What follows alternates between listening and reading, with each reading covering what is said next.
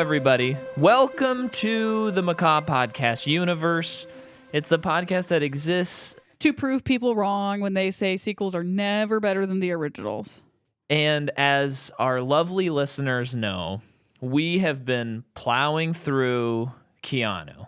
We've been covering Bill and Ted. We covered The Matrix. And now here we are. We're at the end of the road, our final Keanu episode until April, I think? Maybe May? Whenever John Wick Chapter 4 comes out.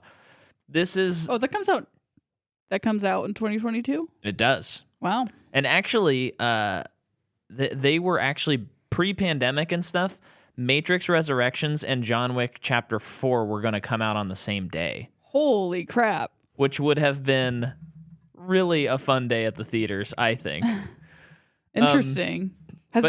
That's happened to an actor? Oh, I'm sure. Okay. But maybe not so iconic as those two roles are becoming, you know? Yeah. But here we are, John Wick, Chapter 3, Parabellum, and we're going to talk about it. This movie makes me feel a lot of different ways. Who are we going to talk about it with? Well, we're going to talk about it with a little man that we call... A little man? A little man. Shane, the little man O'Hara, thanks for coming on. I don't know where that came from. Thanks for having me. Yeah. I gotta go. I've never felt little in my life until this exact moment.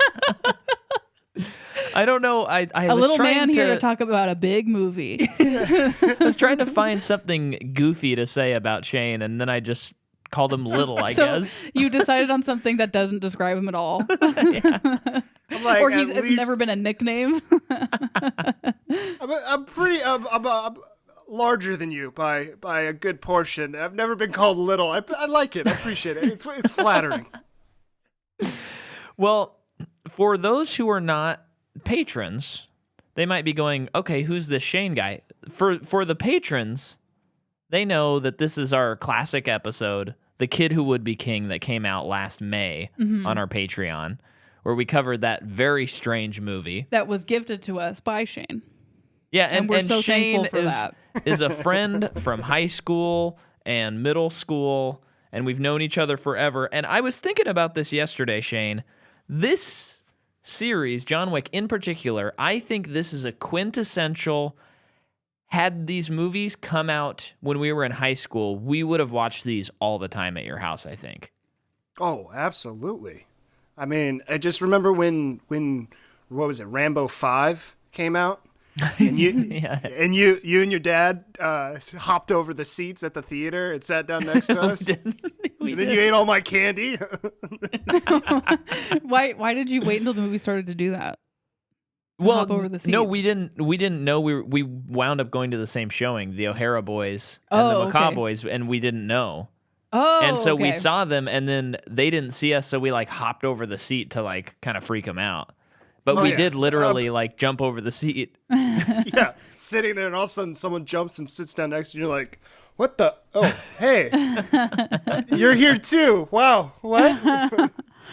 Andy?" And for the listener, I want to point out that Shane has a background of the Chapter 3 poster.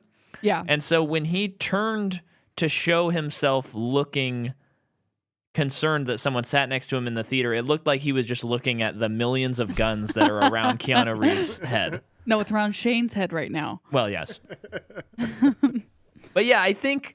I also thought, like, if this movie came out when we were in high school, I probably would have... Like I did. I missed the first John Wick when it came out, but I could have seen a world where, you know, like I came over and you said, I just watched this movie last night. We got to watch it tonight. And then we would have been right there at the beginning of John Wick. I totally agree with you, but one tangent before we get really into it, I wanted to bring up. I forget which episode, but correct me if I'm wrong. Have you not seen the Rush Hour movies with Jackie Chan and Chris Tucker? I've seen most of them on TV, personally. I've not seen them at all. Okay. That blows my mind because they're like, that's a quintessential O'Hara Boy movie. We would throw those on just whenever, watching them over and over again because we loved Jackie Chan and we had Yeah. some weird box set of Jackie Chan movies, not made like a Walmart $5 bin. And so that, I don't know. I feel like that should have been our set of movies too. And I heard that in a previous episode and I was like, I got to ask him about it because how have you not seen it? But I digress. Please continue. I've never seen it, and there are 3 of them. So, I mean, that's certainly a series we could cover at some point. Yep. If you were to cover it, it'd be a nice break in between like a serious movie or another set of series that you guys do. The first 2 are good. That was a decade ago. Hold on. The first 2, from what I remember, over a decade ago, were great. The third one's so-so, and the director, is part of that, the whole group of those who shall not be named anymore people. Yeah, he's because we talked about him on our episode of... Is it Red Dragon? Red Dragon, right? Because it's the same director. I think it is. Oh, I think that's it. Yeah. Yeah. But let's get to Keanu. This is the man. We love Keanu. I here's what I want from you, Shane. I want to hear your experience with Keanu as an actor, as what you view of him. And then I also want to hear your kind of thoughts on John Wick leading up to chapter 3 so that we can then go into that. Okay. Well, Keanu, I'm trying to think. I mean, the most pivotal movies that I saw him in were by far The Matrix. They were, mind bending, and I saw the first one, and then the second one's coming out. Me and my dad went, and saw that together, and then I had to see the third one to complete it, and I just absolutely love. Part of the reason I brought up Rush Hour is I love the parkour kung fu fighting. Yeah. That is kind of involved in The Matrix and is involved in Rush Hour, and I think you could sway it a little even more and call it guncore or something like that, where that's what John Wick is. It's fighting with guns and it's just it's badass. And it's fun. Absolutely. It's fun to watch. It's a ride. As for other Keanu stuff, I remember Speed being great and loving that movie. Thoroughly enjoyed The Lake House for some reason. Yeah, I remember really I'm curious if that movie holds up, but I loved it. I've only heard it in like pop culture, and it's always referenced as like this bad movie, but I've not seen this movie. But I remember watching that movie and being like, oh, it's like romantic. It's got Sandra Bullock. It's great. And then it has this crazy twist. Crazy. Yeah, we need to watch it. This isn't just a romance movie. So I don't know, those are kind of the main Keanu. I'm trying to think of his other blockbusters. Have you seen Bill and Ted? That's what I was going to ask. I have not yet. Man. And I will have to before I listen to your episode, of course. I don't know what it is about those movies, 2 movies, 3 movies. Oh, it's 3. You're doing it on your main, so it's got to be 3. Yeah. At least. Look at this. You can tell Shane's a big fan. I remember Point Break being great. Yeah. A classic, like just your another romance movie. Patrick Swayze and Keanu Reeves. Bromance, yes. Yeah. I can't think of many other movies he's... Oh, actually, I take that back. Have you all seen Johnny Mnemonic? No. Oh, you're in Which for is like a quintessential Keanu. You're in for a treat. I won't go into details. That's a fun movie. Cool. Don't expect to be blown away, but get some popcorn. Set it up for a Friday night or something, and just enjoy the spectacle that it is. Okay. Yeah, we need to do that. But yeah, I mean, do you generally are you? Would you say you're a Keanu fan? Does it excite you when he's in a movie, or I mean, what do you think about him in that regard? I'd say I'm a Keanu fan. I liked him in I like it when he plays kind of strange roles, like in I believe it's Crazy Rich Asians, the comedy movie. Is he in that? Yeah, he's in it as an ex-boyfriend, and the character, the way he plays it it's really funny, and it's really I don't remember. it's kind of off the wall. After this episode, Shane sent a clip from the movie, and it turns out it is a Netflix movie called Always Be My Maybe, not Crazy Rich Asians. And he's this weird guy that takes himself like way too seriously, and it's very perfect for the movie, and I enjoyed that. But I try and think of other movies he's in. I can't think of. Do you know some of his other movies off the top of your head that I didn't? I mean, you mention? you really hit the You hit hit the big highlights. ones. I mean that makes sense. I mean, another big one is The Day the Earth Stood Still and Constantine. Those are two. Yeah, pretty. I big. could do without The Day the Earth Stood Still. I really enjoyed Constantine. I would say overall, I like when Keanu's in a movie. The pedestal that the population has put him up on. He seems like a genuinely a nice guy. Like not Yeah. He does. like I really hope we never have to find out like, oh, he did X, Y, and Z, and now we can't watch The Matrix anymore. You know, Yeah. I hope that never happens. Right. I know he would be a pretty devastating person for that to happen to. Oh yeah.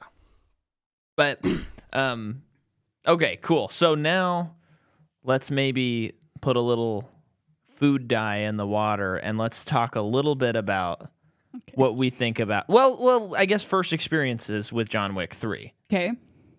You want to go first? Yeah, I'll go first. Okay. So the first time we saw this movie, we were amped. We watched the 2 movies ahead of time. This would be I saw John Wick 2 in theaters. So this was the second one that I saw in theaters. And we went with Evan, Kateri, Grayson, Chloe, you, and me. Yep. And it was like, everybody, we're wicking it. Yeah. Let's go. And we already knew Evan didn't like Chapter 2, so we assumed he probably wouldn't like Chapter 3, but he still wanted to come. And so we go to the theater, and I just remember when he used the horse to punch the guy, I was kind of like, okay. But I'm still tracking. And then when I just remember the moment where they're having, and we're going to get into all of this more thoroughly, but when they're having the big fight with Halle Berry and the dogs, Yeah. I just remember being like, I'm starting to get a little tired. Yeah. And then we meet the elder, and I was like, this movie is kind of going off the rails. And then he jumps off the building and survives, and I was like, what? And then we're going to talk about that final scene. I'm going to save that. And I left the theater, and I was very, very disappointed. And I had not seen it since until last night. Mm-hmm. So I left it saying, I was kind of like, yeah, I like it. But then as the years went on, I was kind of like, I don't like John Wick 3. But of course, the action and the way the movie looks, it's still like better than most movies in a lot of ways. Yeah. But I was like, I don't really like the movie. And then we watched it last night, and I went from I don't like the movie to I like this movie. With some huge issues with it, though. Okay. That's me. Cool. What about you, Joj? I would say pretty similar. I think for people who have listened to our first 2 episodes in the series have already determined that we might not like this movie very much. But yeah, similar experience. Super excited when we were in theaters watching it. The action, incredible as usual. The movie looks visually just really good. Yeah. And then, like you, as the movie's going, when it gets more into the details and the minutia of what's happening, the more I'm starting to like lose it, of being like, why, what, do I care? Am I supposed to care? What's going on? And then when he meets the elder, I was just like, come on, guys, what are we doing here? And then And then the whole time too, I just wasn't sure what I thought about the adjudicator the whole time. And then watching it last night, I still just don't know where I land on that character. But I do think that I did not dislike it as much as I did the first time I saw it. I think I even liked it more this time around, which was relieving. And I think it's because of being able to watch all three close together. Yeah.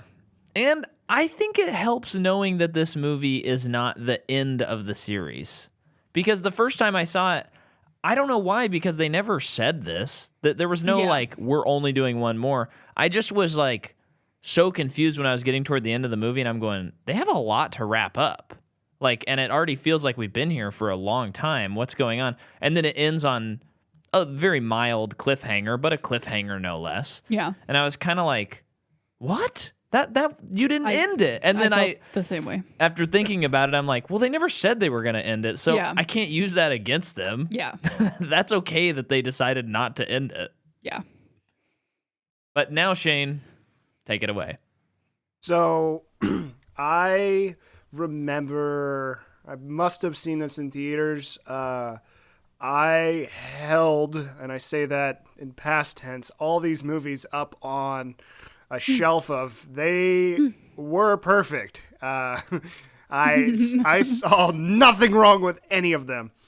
And then I watched the first two back to back, and now that I've listened to you guys' podcast enough, where I'm starting to kind of ask questions from the other side, and I'll explain what I mean by that. In Scream, you talk about Wes Craven making alternate cuts to send to the MPAA so they can tell him what to cut, and he goes, "Yeah, that was dumb in the first place. I put that in there as like a red herring almost." Yeah. So what I mean by the other side, I'm starting to ask questions like, in this case, if you look at one and then you look at two, you go, okay, what were the major notes that were probably passed to the directors? And the first thing is, they're like, all right, the first one's great, but you have to introduce colors. There needs to be more color. Yeah. I want daytime. I want reds. I want blues. I don't want just black and green. Like, you can have that, but there needs to be more color. So you kind of watch that and like, okay, that's funny. And then between 2 and 3, they're like, all right, so 2 was good, but you now need to take it up another level and do some crazy stuff in 3. And we'll get into some of the crazy stuff, but it's just like, I feel like they're almost jumping the shark a little bit. They're starting to get there, and I don't like it. I mean, you could have kept it at one level and introduced colors only, and I feel like you could have been fine. But then you start adding this. There's mysticism to it. There's CGI horses to it. And then there's some plot lines that, as we'll get into, they don't make a whole lot of sense. And I feel like I'd like to get your guys' kind of opinion on this, but with a book series like Lord of the Rings or Harry Potter, you have like a start and end goal almost, where you can interchange some of the ideas, but you have a basic framework. With these John Wick movies, it feels like, I remember reading an article a while back where Keanu was like, yeah, as long as the fans want these movies, I'll keep making them. We could do 5 or 6 or 7. So it feels like they don't have a framework. So they're making it up as they go. And it creates some weird spots in these movies. So all of that said, after rewatching them, I love these movies. I think they're a whole lot of fun. We'll get into the details as to why, but there are some weirdness parts to them that they don't sit well. And hopefully, if 4 is not the end, hopefully it can at least bring it back to some basic framework. And wherever the end is. You mean like kind of bring it down to like a more personal level, maybe? Yeah. Yeah, kind of. This movie gets loose pretty quick. It does, man. Well, that's very funny that you mention that because there are rumors that they are filming 2 of them right now, but we don't know for sure.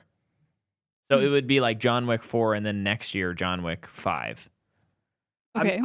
I don't hate that because maybe they're trying to tell a broader story and it makes sense to do 2 movies. Mm-hmm. I also am not. I don't know how you two feel. You've heard probably rumors about The Continental, the TV show. The TV show, yeah. With that's a Mel little Gibson. like... What? Yeah. Are you serious? I'm serious. I've not heard that. Yeah, I saw a few articles that they got Mel Gibson to be involved, and quote unquote fans were outraged by that. He is not gonna be there by the time they start filming, right? You know, this is like when Disney announces a Star Wars movie and you're like, give it 2 months and they'll cancel that movie. It's like, yeah, I know you announced it, but he ain't walking on set. He would, and this, I don't want to sound, I don't know. It's just, I could see him in this world really well. It's just he's pretty problematic these days, and so it's just like I think your time is done. Can find someone else, who also fits within that world, who's not problematic. Absolutely. But that's funny. I did not know about the Mel Gibson connection there. Yeah, it's wild. Yeah, the other thing that I'll preface before we get into the details is that I sort of almost feel like if this movie was the first movie, I guess. If this was just a random movie and I stumbled across John Wick 3 without the attachment to the other 2 movies, I think I would tell everyone that they have to watch this movie. I think I agree with that. It is because of the first one being so simple with like a hint of something more, but they don't go further with it. Yeah. I don't know. It's just now that I've seen all 3 of them again so close together, it's like, oh, I think I just want that. Yeah. Because, by itself, I mean, this movie is like sort of like the story kind of sucks a little bit, I think. But if I stumbled across it without my connection to the previous 2 movies, I would just be like, guys, if you want to see a kick-ass action movie, you got to watch this movie. It's a cut above the rest. Yeah. But because the other 2 are even more of a cut above, it is a bit of a letdown. Yeah. So you wanna dive in on actors? I feel like I've been talking quite a bit. Sure. So I went into Keanu again to see. I mean, this is the Keanu pod right now. Yeah. So leading up to this, he was in movies such as A Happening of Monumental Proportions, Swedish Dicks, which is a show that he's in 13 episodes of. Whoa. And then he's in Destination Wedding, Replicas, which I remember seeing trailers for that and just being like, come on, guys, that looks so bad. And then he did this movie Siberia that I just wanted to read the premise of, because when you see the cover of Siberia, it looks like, Keanu's on it. It's snowing. He's probably in Siberia. Some dude is getting his revenge. Yeah. And the premise is when an American diamond trader's Russian partner goes missing, he journeys to Siberia in search of him, but instead begins a love affair. Whoa. What are the genres on this thing?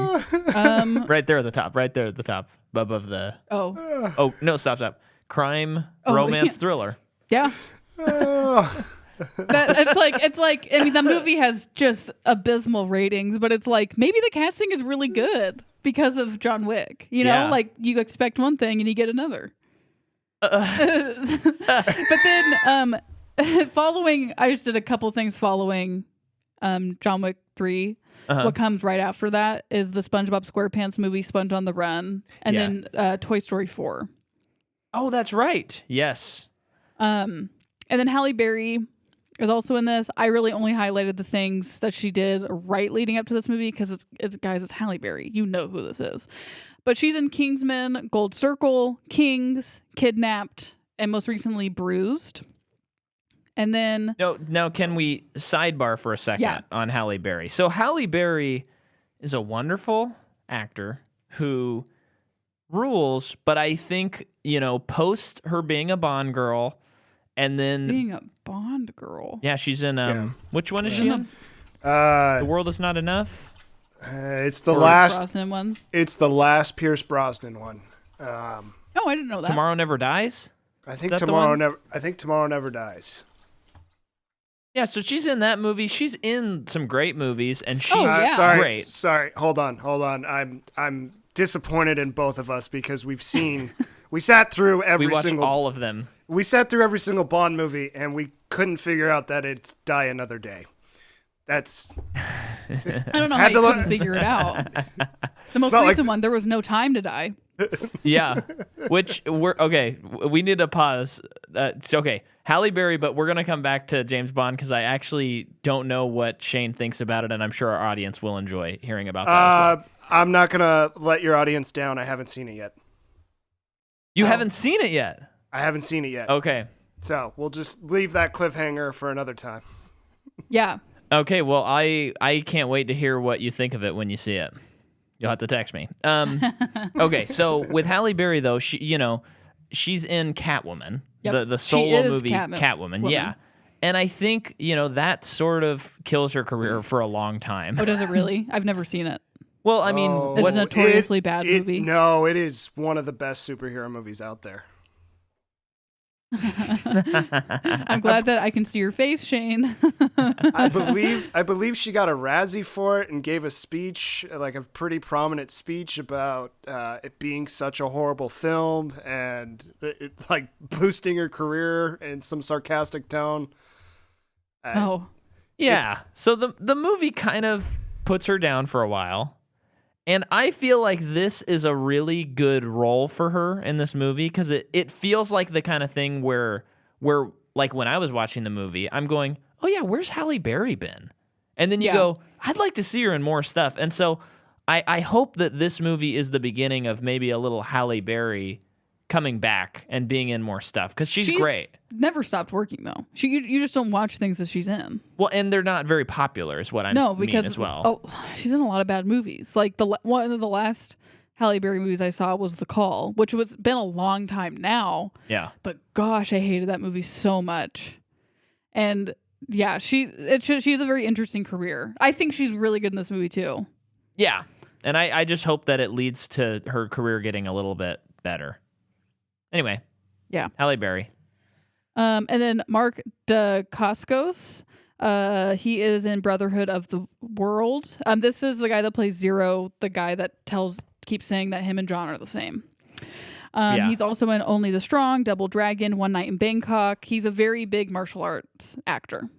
Makes sense. That tracks. And then Asia Kate Dillon plays the adjudicator. They're in Orange is the New Black, Billions, Fast and Furious Crossroads, and Master of None, although that was like not an actual role, but still probably beginning of their career Okay. place. And then Angelica Huston's in this movie, which I forgot about. Yeah. So she's in The Witches, The Grifters, 50-50, Ever After, A Cinderella Story, Addams Family, and Darjeeling Limited, among so many other things. I love her. And then Jason Mantzoukas is in this movie. He's the Dink Dink Man. He's the Dink Dink Man. For those of you who don't know, just listen to any Comedy Bang Bang Post John Wick. Post John Wick, and you'll understand that. So, and that's I wrote CBB. He's also in The League, and I watched a lot of that show. And that was the first time I ever saw Jason Mantzoukas, and he's introduced as, I don't know if you've seen it, Shane, but Oh he yes. okay, yeah, he's I introduced love as that Rafi. guy that like they're like considering putting him in their fantasy football league, but he is such a train wreck of a person, and I hated him so much. He was like, his acting was so good about being the kind of person that you hate. And it's just so fun to find out who he is as a person on Comedy Yeah. Bang Bang. And then Jerome Flynn plays the guy in Morocco where they have the little like talk with. Oh, yeah. Okay. So he is in Black Mirror, Game of Thrones, Loving Vincent, and Ripper Street. Ripper Street. I bet that's about Jack the Ripper. It is. The one and only. Okay, so we've hit that. Now let's talk a little bit of trivia here. The movie is directed by Chad Stahelski again. The story is by Derek Kolstad, along with the screenplay. And now here's where it gets interesting. Chapter 1 and Chapter 2 are solo screenplay and story credits by Derek Kolstad. This one, he shares it with 3 other people. Why? I didn't see a reason why. They just have 3 other people. So one of the persons, People? one of the people's name is Chris Collins, and he has written a lot of The Wire, Star Wars, Clone Wars, and the show Man in the High Castle. Sounds like a great screenwriter. And But I'm saying it right now, too many cooks. pretty high concept. Yes. Okay? Mark Abrams is also a writer on this, and this confused me. Because, okay, he was a big writer on the Bernie Mac show. Okay, cool. Mm-hmm. And he also did a lot of episodes of an HBO show called Entourage, Yeah. which could be a bit of a red flag right there. Entourage is famously a very stupid show. Successful show, though. Successful, Yeah. but also think about But it's Entourage compared to John Wick. Yeah. Yeah. Yeah, especially it's comedic. I think that's the Yeah. word I'm looking for. So Yeah. I felt like this John Wick Chapter 3 had elements of comedy in it, which was it's like the first one was super dark, the second one gets a little lighter, and then this one's got some like just plain like straight up jokes that don't necessarily Yeah, it's work. got some weird cheesiness. Yeah. And then finally, we have who I'm going to put as maybe the culprit Oh. of this movie. I mean, one of the culprits. I think this person may have suggested some bad ideas, possibly. We have the screenwriter, Shay Hattie, who wrote a movie called Army of the Dead. Oh, brother. Yeah. Yep, that's it. That's it right there. Case closed. A movie that for our listeners, Jordan and I thought, you know what? This seems kind of fun. It's a zombie bank robbing movie directed by Zack Snyder. We know it's going to at least look good. We get 40 minutes in, Starring Dave Bautista. and we're like, we don't have to watch 2.5 hours plus of this, The though. movie was so boring. We didn't finish it. I don't mean to jump on your fun, but are you going to continue with Shay Hatton and what else they wrote that is connected to Army of the Dead? Well, I see that they wrote the upcoming Army of Thieves. Oh, it's out. It's It is out? Yeah, it's out. out on Netflix. Let me tell you, How did they do that so fast? because the movie, if you watched Army of Thieves, it doesn't involve a whole lot. It's no good. It's just And doesn't it take place before the zombie apocalypse? Yes, well, sort of. It takes place before the Army of Dead. The zombie apocalypse is going on, and you get news footage of it, and that's the complete connection. Other than the German guy, who's the safecracker. Yeah. Wow. So is it as bad as I'm imagining it is? Yeah. It doesn't make Is it any more boring than Army of the Dead? toss up, arguably. It doesn't make. Folks, I don't think we're going to be covering that on our podcast. If Once they they It's make a such third bummer one. of a movie because I love zombies, and they were doing some interesting concepts. Concept's with the cool. zombies. But at the end of the day, why am I going to sit here for over 2.5 hours to watch it? Just Yeah. eat some brains. I watched it twice because I thought I missed something, and let me tell you, I didn't miss anything. It is. Whoo! You guys are lucky. You stopped at 40 minutes.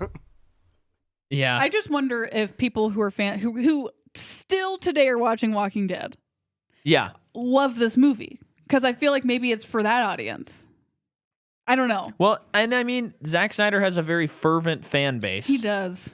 And that's That- why he can make such long movies. Yeah, and he's a very bloated filmmaker. Like it or dislike it, I don't think anyone is disputing he makes movies that are long. Yeah.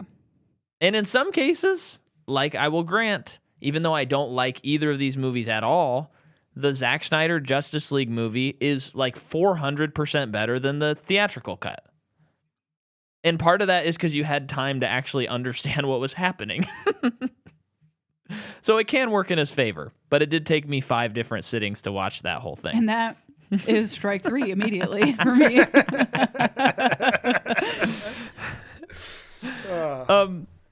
Okay, so there's that. We got the same cinematographer, same music. The movie comes out May 17th, 2019. It has a $75 million budget, so we are more than twice the budget of the first movie. Nice. It makes $171 million domestically, and it makes $325 worldwide. That's a big thumbs up from studios. Then, here we go. Just a couple of nice little Halle Berry trivias here. Okay. She heard that they were making a movie and they needed a female assassin. She contacted them, and she was like, I want in. And they said... And when Halle Berry calls you and says that she wants in, you let her in. Well, they were like, yeah, well, we're still working on the script. We don't know what it is yet. And she's like, we'll let you know when we have a part. And she said, no, I'm not like asking you. I'm telling you, I want in. I don't No care matter what the what. part is. Get me in that movie. Wow. And in doing so, when she's rehearsing for the movie, getting in shape and stuff, of course, she breaks 3 ribs. Of course, naturally. And then she spends, what was it? I got to get the exact. She spends 3 hours a day, 4 days a week with dog training and getting to know the dogs. Wow. That's crazy. Yeah. That's a lot of time. That makes sense. That makes sense, though. You get those dogs trained like that. I mean, Yeah. doing all those stunts as a dog, like that. Those scenes were really fun. We'll get to it, but those scenes were really fun for me with the dogs. That is. Yeah. I like the dog stuff. Okay, so we ready? We jumping in the pool? Yes. Let's go. So the movie begins, and Basically, mere minutes after the second movie. yeah, love when a movie starts immediately after the second one. Yes. Like Harold and Kumar go to escape Guantanamo Bay. Great. A classic Comparison. Shane household movie. So when are you guys going to be covering that series on your podcast? Hey, there are 3 of them. But first of all, there is an opening credit sequence, and Jordan and I made a joke for anyone that's listened to our Chapter 2 episode. We imagine that our guest, Evan Coons, started rolling his eyes right off the bat. Like literally 1 second into the movie. And so we see Keanu. Go ahead. Well, I was going to say, do you mean the imagery of Yeah. what do they call them? Oh, man, I should know this. The rosary? The rosary, thank you. I thought it was rosemary, and I was like, that's a cooking thing. Not a... I'm like, man, I got to stop thinking about food. All of the lore stuff, it's like, oh, yeah, he's out. Yeah. Yeah, and then the marker and just like it's all in the coins, and it's yeah, very boring to watch in my opinion. I mean, I'm into it. I'm fine with this because it's kind of like, okay, let's go, John Wick. We see the New York skyline. We see Lady Liberty herself, and of course, everyone stands up in the theater. We Say the Pledge do of the Allegiance. Pledge of Allegiance, Yeah. and the movie pauses, lets us do that. Then we sit down. Then they play Proud to be an American. We stand back up. We do that. And then it plays the next scene, which is New York. And then we all pause. Because the fireworks start going off, right? You know, Yeah, in the theater. Yeah. Exactly. The ceiling actually comes off. Tinseltown, big changes at Tinseltown. Yeah, you need to go They can again. remove the roof now, so you can see the fireworks. And then, But what was crazy is- and then, of course, the Blue Angels fly over. It's quite an expensive production, but Tinseltown is really doing it these days. I know, but they did it all. This movie came out in 2019. I mean, this is like we're ready for COVID. Yeah, We're getting close to it. we're getting close. And then, not to try and top the jokes we've already done, but it's actually a little bit lackluster because after all the fireworks go off, they close the roof. We all sit down. They pause the movie when he's in Times Square running with his dog. And then, of course, we stand up and we hear New York, New York by Frank Sinatra. Yeah. and then someone says play ball, and then the movie plays.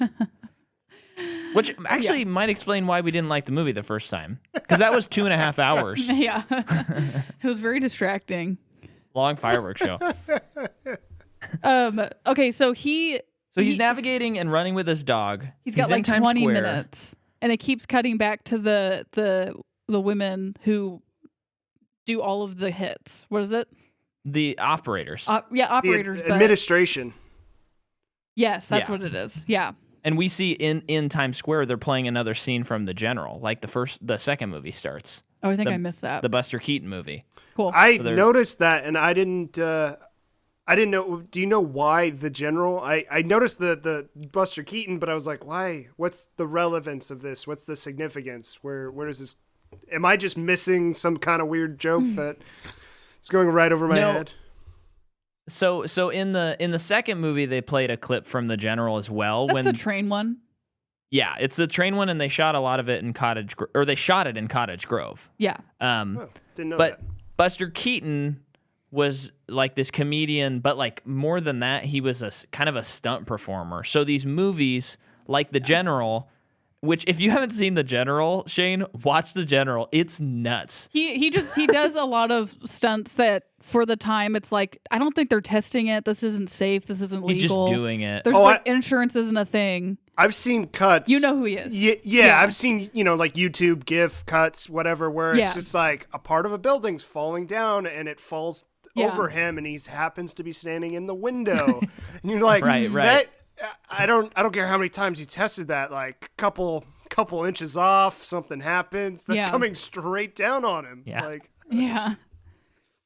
Yeah, it's the General in particular is I think I've actually only seen 2 of his movies, but The General is probably his most famous, and it's kind of insane the stunts that they do, and because it's old timey, and the way it's shot and stuff, you're just like it looks so.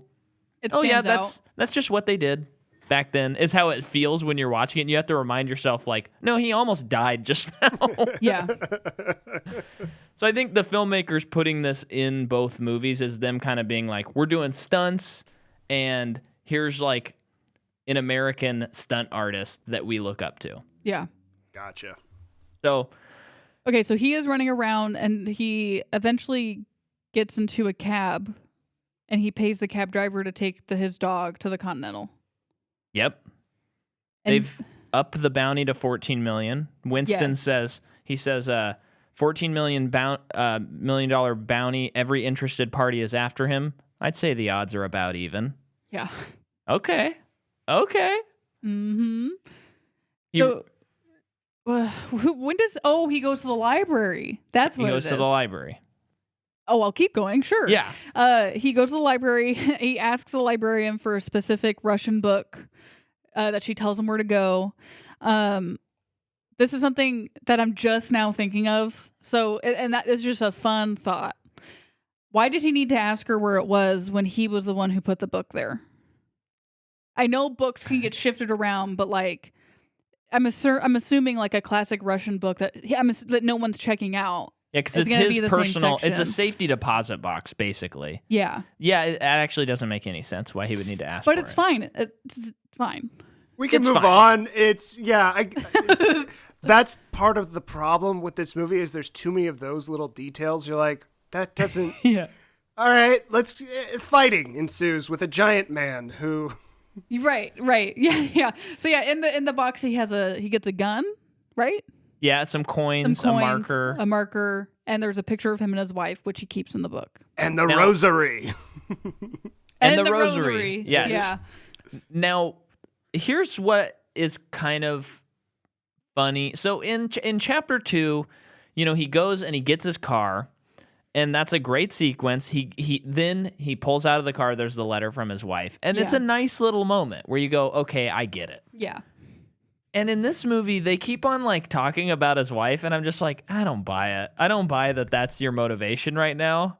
Not anymore. Like, I think it's kind of okay to just be like, I'm just surviving at the moment, but especially later when they say, I want to get out of this so I can remember her. he doesn't want to die so he can remember her. Yeah, it's just like, okay. I Well, don't know.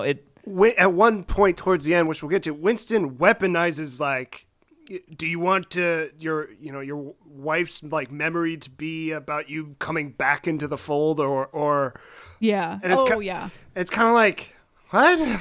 Like, I agree with you. I don't buy it at this point. Like the first couple movies, you're like, yeah, it's all about his wife, and then at this point, you're like, dude, you're just surviving. I don't know. And it's okay if that's all it is. Yeah.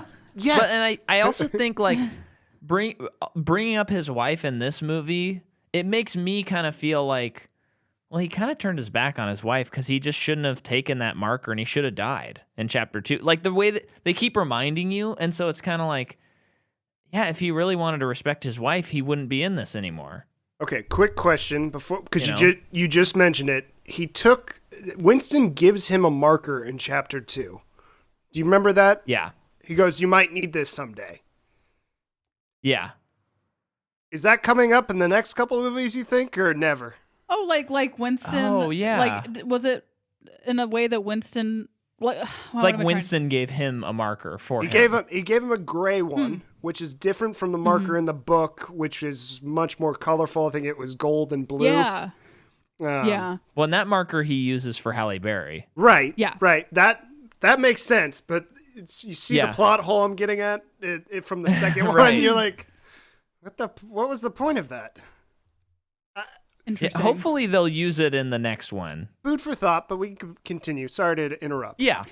Yeah, sometimes it is like you watch it and you think about that and it's like they forgot, right? And then you watch the next movie and it's like maybe they put it in then and it's like, but they forgot until now, right? Yes. That's how it feels sometimes. But yeah, he fights the giant man.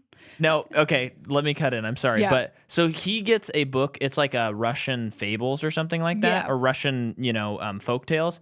And I think this is cool because he gets a thing of children's stories, fables, folk tales, and then he fights a giant. Oh, yeah, that is interesting. So I thought that was I wonder if there's a cool Russian fable about something similar. Yeah, so I really liked that part, and I found out that guy he's a basketball player, NBA. Yes, he is. His name's Boban Marjanovic, and he's Serbian. Huh. He plays. He might be in that Serbia movie. Yeah, I think right now is doing a commercial for Goldfish. Really? Yeah, I get ads for it. Well, he does really good in this movie. I just assumed he was like a stunt guy.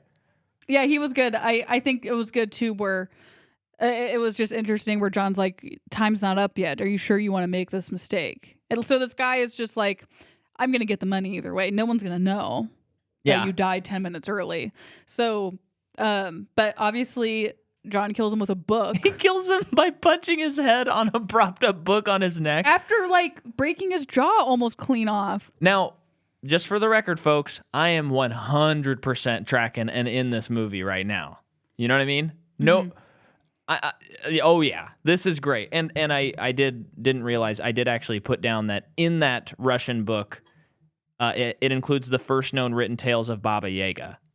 Oh, cool. Okay. Yeah, I so like that's that. pretty cool. So then the giant stabs him, right? In the shoulder. Stabs him in the shoulder, and so he has to go to the Keymaker from the Matrix. And he goes to his place. Oh, you're right. It is the Keymaker, isn't it? It is the Keymaker, yeah. It is actually him, and I'm not just being No, it really is face him. blind or anything, No, it is. right? Or racist? No, it is. Okay. Fantastic. And he's in the first one as well. The first John Wick. He patches him up in that movie too at the Continental. In his hotel room. Oh, that's right. Okay. Yeah. Continue though, please. So he goes to his place, and I all of this stuff with like the first hour of him being attacked and stuff. I am like, this is awesome. No, yeah, I'm tracking this still. I remember being in the theaters and being like, go, go, go. And even last time we were watching it, I was like, go, go, go. And this idea where they're go ahead. Well, I really liked with the doctor the whole times counting down, And Yes, it's so like, good. and he's like, you got 5 seconds. And then he's like, stop. And he yells at him. And it's like, you can't fix me. I have to do this. Like, they'll know. Everyone will know. And even when he's looking at the meds on the wall, he's like, fourth from the right, top shelf. Or Yeah. And then he hands it, he has the gun and he goes, they'll never believe I didn't help you with the meds. They know. Oh, I know. Yeah.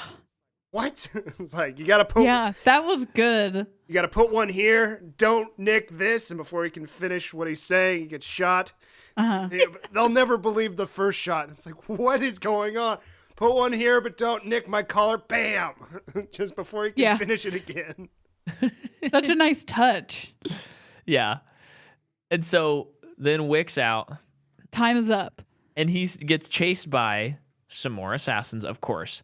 He breaks into like a museum of weapons, which, okay, I love that. Mm-hmm. And he spends this time, he like gets an antique gun, pulls it all apart because it's, something about it isn't working. I don't really understand guns that much, but I get that. And then he puts it back together and clicks it, make sure it has the 7 rounds or whatever, puts one bullet in it, shoots the guy who walks in like the moment later from the hip. Yeah. While a guitar comes in and it plays like a kind of western-y theme. Yeah. And then he leaves the gun. And then he just grabs the next gun. So did you get the homage there that they were going for? So it's a scene. I think it's a combination of scenes because I think it's Outlaw Josie Wales is the movie, but the main one is The Good, the Bad, and the Ugly.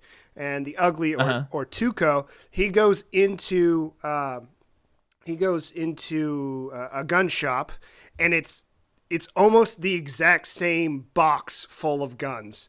And he sits there and he starts taking them apart and putting different pieces together. He holds the gun up to his head and he clicks it. Then he puts it to the gun shop keeper's head and clicks it. And it's a little different there, but also at the same time in, I think, the Outlaw Josie Wales, and I might be mistaken on my Clint Eastwood movie, but there's a scene where he's in the bathtub and he takes his gun apart to clean it, and then he starts putting it back together, and it's taking forever, and you hear people coming up the stairs, and it builds a sense of tension, and the minute the door opens, he happens to complete putting the gun back together and shoots the guy. Now, I love that in this movie. Okay. But this is the first scene where I think it starts to lose me. Because he spends... Oh, no, that's early. Yeah. It's the only problem. Like, it's not the only problem. It's one of the problems. But I love the scene, but at the same time, he spends all that time putting it together. And then one shot, even though there's more ammo. Yeah. And then he leaves the gun. Like, what the heck's going on? Yeah, that is something where it's like, maybe the filmmaker's like, hopefully people are wrapped up in the moment and they kind of forget about it. Or like the logic of what's happening. Yeah, just not thinking about what you would do or something. Right. Fair enough. Because actually, easily I haven't thought about that. The next scene kind of helps erase it completely, where they're in... Oh my gosh. Yeah. They're in the hallway, and it's knives galore, baby. This is probably my favorite action scene of the whole movie, which is kind of a bummer because this is the beginning of the movie. Yeah, I think it's my favorite too. The one where the whole time I'm just like yelling because of the knives, and some of it's sticking into people, some of the butts of the knives are hitting people. Like you don't know what's gonna hit. I actually really like that about this scene is not every single knife hit its mark. And like it showed some realism to it where like I don't know if you guys have ever for fun went and thrown knives at a wall or something, but if you have, you know that unless you are skilled, like you're not going to hit it every time. But even this, you've got skilled assassins and they're hitting each other with butts of knives and it's just wild. So good. It's so cool. And I also think it's like sort of, I like how they use the camera a lot because they just station it on either side of the hallway. They don't try and do any shots that are on the side of the hallway. And they compose it in such a way that it's like, I don't know that I've ever seen these kind of angles before in a fight like this. Yeah. It's so refreshing. And then, of course, he stabs a man in the eye, full view. Oh, gosh. Yeah. And it looks good. Yeah. It totally holds up. I don't know about And you then he two. throws. I don't know, but sorry. Yeah. The throwing of the knives, fun. Don't get me wrong, love it. Could not feel any different about it. When he stabs the guy in the head and then repeatedly hits Yes. down, Oh, gosh, Yes. yeah. that and the eye stab, I was sitting there like, oh, my stomach's starting to turn a Yes. little bit. I don't care about him Yeah, when throwing he- knives, but Yeah, I think the stabbing in the top of the skull, which is like nearly impossible for like a normal person can't do that. That's probably hurts worse to watch than the eye thing for me because of the sheer force that takes to do that to a person. Yeah. It's Oh. so awesome. And then when he throws the hatchet Oh, at my the gosh. guy, insane. Just Yeah. right. Yeah. He's got his hands over his head and he hucks it. It's so good. And then now we're on to The horse stuff. the horse kick. Here's what I think about the horse kick. Now, would it be bad if I called my sister right now and asked her if that's possible and that was it? No. Hold on. Just hold on a second. This is my thing about the horse kick. It's I just think don't put this in the movie. If you can't make it look real, Yeah. there's no business in it being in the movie. Because I understand when you have action movies and each one needs to be like different setting, even a different type of movie a little bit. Like I get that. But you don't need this because it doesn't look as good as everything else. Yeah. It's almost like when they were maybe had their first cut of the movie and they're going through it and they're trying to figure out things that they need to cut out. It's like, how come you didn't cut out this? Yeah. Is how I feel about it. and Some why of it. Mostly the kicking. and why did they do it multiple times? I think at least twice. Yeah. I think so. I think that's another weird thing is there's a few of those moments where it's like, if you did it once, whatever. But yeah, I think it's actually 3 kicks. And it's just like, that's a lot of kicks. And it just doesn't really make sense. I don't think that's possible to like aim a horse. I mean, I know we're talking about fantasy. And you mean This is- specifically you slap a horse on the butt and it kicks someone in the face. yeah. Like It I is understand sort of getting cool a horse though when to I kick, think about it. but like, yeah, I don't. Yeah, if you want to call your sister, you can. Let's just do it because it would be funny. This We'll is see if she answers. The time she doesn't answer. I do like the part. I mean, it just hurts so bad to watch when he gets a rope around that guy's neck and he starts riding the horse. That hurt. Oh yeah, that was not it's like I was just like, are we gonna see this guy's head get ripped off his body? I'm kind of glad That's what I that thought. that ended as soon as he turned the corner. Like the guy gets thrown into a wall. You're like, oh, okay, I could do that. Yeah, it's like that. We didn't see anything get dismembered on that. Yeah, if they would have carried that body for the next, I think it's another 5 or so minutes, 10 minutes tops of him on that horse, and the body's just there the entire time. It's like, The only reason, because I couldn't quite remember what happened with that. I'm like, is he just gonna ride through the streets of New York City like this as an omen to everyone else who's looking on of a "Don't come at me"? Oh wow, that would be that would be right there is a violent. different movie. Yeah. Rebecca did not answer, so sad sorry, times. Rebecca. But And that, So folks, what- is where we will end the podcast. See you next time. so here's one thing I do like about this movie. Even though it definitely gets into like an element of being a little too over the top for me, we have this gunslinger moment where he shoots from the hip, does the bullet. We have him riding a horse, and it's like they're like, "Hey guys, this is a Western set in New York City," kind of like an Yeah. homage. I like that element of it. Yeah. And then it feels like, especially because the back half is much more samurai Yeah. ish. It feels like they're also kind of saying, but we all know that Westerns really came from Japan and the samurai stories and Akira Kurosawa movies with Seven Samurai. Yeah. And so it feels like this movie's kind of like, this is our love letter to both of those genres that we really like. I think so too. And I like that element a lot about this movie. Mm-hmm. But again, if the movie was divorced from the John Wickiverse, I think I would like it a little more. Yeah. So now he's at the Russian ballet.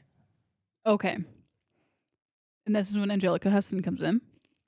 Yeah. He gives him his rosary, his belt, and I think his marker before he goes in.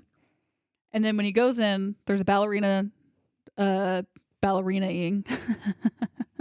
And she is doing ballet, dancing. Yeah. And Angelica Huston is the director of whatever this production's going to be, and he comes up to her and he's speaking to her. And then so he basically is asking her for help, and she's like, "Why the cuss would you come here and ask for help? I will die just by you talking to me." And this is when we learned, I believe, that he's from Belarus, and he's like an orphan. Yeah. So in like this Russian organization, like he was trained in this Russian world. Yeah, like all the girls do ballerina, all the boys do wrestling. I'm sure in between all that, they're learning martial arts and are all going to be assassins. Is what I take from it. And everyone gets tattoos. Yeah, is that? Yeah, that jives. Shane's nodding. Yeah, no, that's exactly. It was very much the women do this, the men do that, and they're all under my control.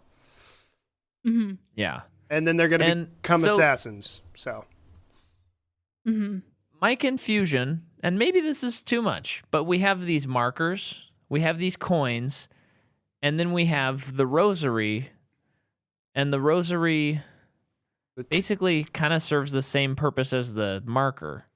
Yeah, the ticket. I mean, I guess it's for passage. It's a ticket. Well, it sounds like it just kind of felt like a hat on a hat. It does. This is what I think it is this Russian organization, this mob, basically, I'm assuming, like, immigrates all of these orphan children to America, where they take care of them, but also they're going to be assassins. And when they're graduated, they're given a rosary. And on any day where they might need help, they can call on their mother to help them with this one thing. That's how it feels to me. Yeah. Well, so it's a marker. I mean, it is. It's a hat on a hat, yeah, like you said, is. Mike. Yeah. Okay. Yeah. I just want to make sure I wasn't being like over the top thinking that, but I do like that it's fun that she's like, he says, I want to go to Morocco. And she says, fine, after being like, no, I could never do that for you, John Wick. And then she's like, okay, sure. And then she goes, but I got to tear your ticket. So she tears the rosary, breaks it, and then hands the crucifix to, or I suppose it's just a cross, not a crucifix. Jesus is on it. Oh, he is? I think so. Oh, okay. Hands the crucifix to this guy, and he puts it in a fire, and then they brand the back of John Wick. Love that. Upside down. Yeah, it's pretty cool. Mm-hmm. And then he's off to Morocco. What I do like about both of these last movies, maybe probably even the first, I just can't remember at this moment. No, the 2 and 3, they don't show us him traveling.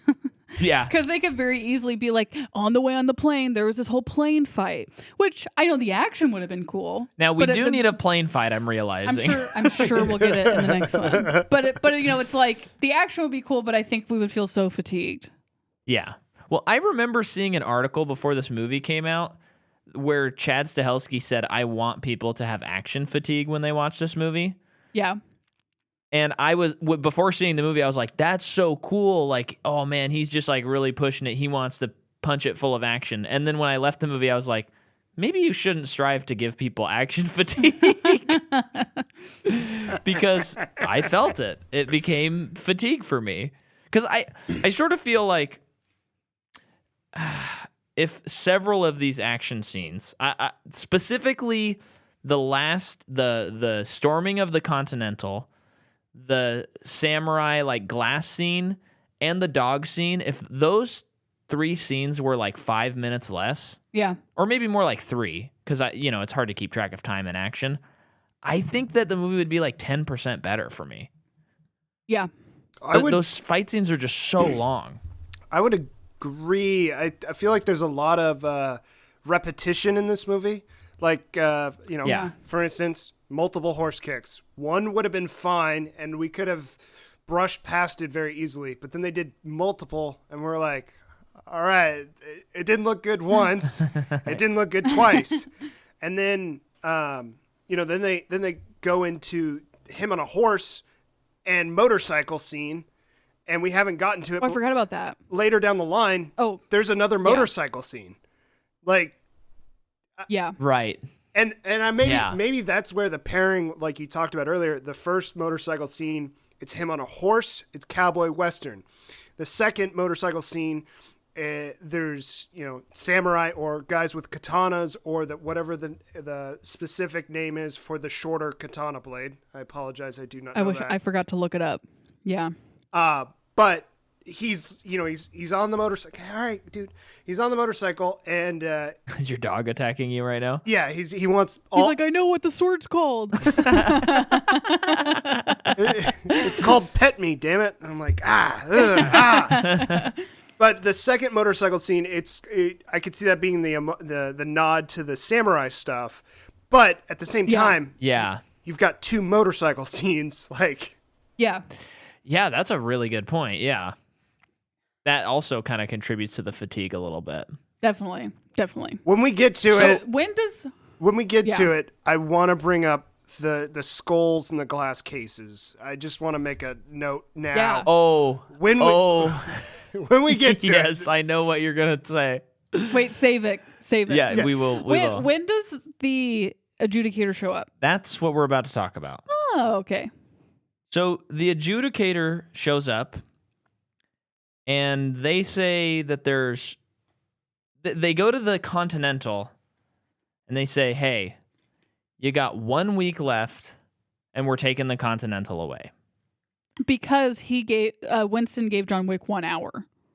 Now, this is going to bring up something that, again, I think a quick writing fix on this movie would make it 10% better for me. Okay, the adjudicator seems like an annoying person, right? The whole movie. Which they're supposed to be annoying. Yeah, you're like, the adjudicator's annoying. Mm-hmm. But this whole series, they keep saying rules. And I'm sitting there and I'm going, they're just following the rules. And the adjudicator themselves is not even like, they're bad not guy? They're not even doing anything necessarily evil. So I just feel like such an easy fix on this movie would be to have a scene where the adjudicator's like kills someone that didn't do anything wrong. So the whole movie, you just hate them. Yeah. And so then when this finally comes to fruition, you're just like, oh man, I hope they get theirs. But the whole time, this time it was not as bad. But the first time I watched the movie, I was just like, yeah, I kind of agree. Yeah, I think you're right. If it was at the end of the second movie, John Wick still does something that resolves that story, but it technically wasn't illegal, but there's a bounty out on him anyway. Yeah. Like that it's all for wrong reasons. That makes sense. Yeah. But since it's not, it is true. It's like, I mean, everyone's breaking the rules. And they keep saying, without rules, there are chaos, just like Kramer said in Seinfeld.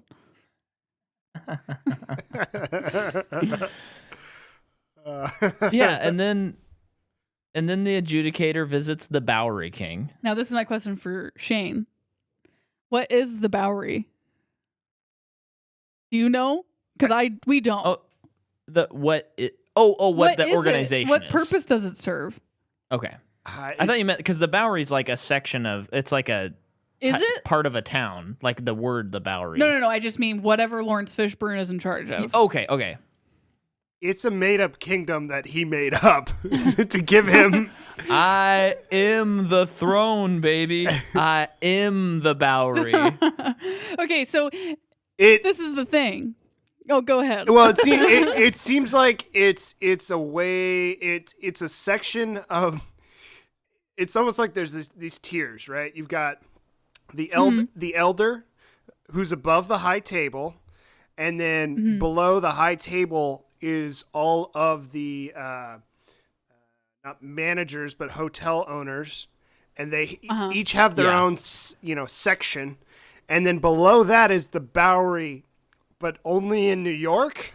Like, The Bowery makes it so in the second movie. In the second movie, they don't really explain what it is, but they make it feel like they're almost operating outside of whatever this world is. Yeah, it Which seems if- like they're not under the high table. Which means, why should the adjudicator come and impose punishment? That makes no sense to me. And I think, so check this out, listener, Shane, Jordan. If you cut the scene where the Bowery King is talking to the adjudicator and just have that scene later in the movie where they just come in and start murdering the people in the Bowery section, I think you'd accomplish what I'm talking about, because Yes. you'd be like, why is the adjudicator like having them kill all these people? I liked those people. Instead of showing that actually they broke these rules and we have to punish them. If you just show them being like totally ruthless, and then also it would clear up this confusion of whether they're under the high table or not. Because the Yes. last movie they said they're not. He operates his own way. And it made it sound like he was an assassin and he got out and is doing his own thing. Yeah. And I think that fix right there sort of fixes the movie for me. A big part of it. Yeah. And folks, I like this movie. And I do think the action scenes are like, for the most part, they're 10 out of 10 action scenes. It's worth the price of admission alone. Yeah. It's just a bummer because the story is really lacking in a few areas. so So did you want to add anything to that section before we head over to Morocco? Or anything at all. yeah, there is one thing I'd like to. I noted this last night after I watched it again. The adjudicator at one point, and this might be farther down the line, but I think it works here too. She mentions that the course of events of John Wick coming back took place over the last couple of weeks. Yeah, right. Yeah. Meaning movies 1, 2, and up to this point in 3 was like maybe 3 weeks.